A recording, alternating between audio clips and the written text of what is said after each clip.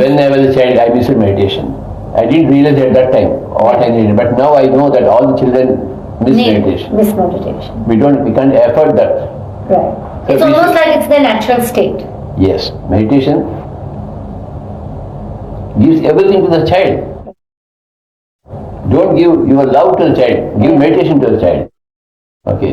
What do you mean by hugging your child? No. You make your child do meditation. Hey, close your eyes. I am closing my eyes, you also close your eyes. For the next half an hour, we will not open our mouth, or not open our eyes. That's enough. And if he's more than 10 years, then we say observe the breathing. With less than 10 years, you don't have to do that also. Just let him be. Then you will see wonders. And meantime, give him some nice music. Music is very important. Music, outdoor nature, play and meditation. They are the three things. Take them outdoors. Don't keep them in the indoors.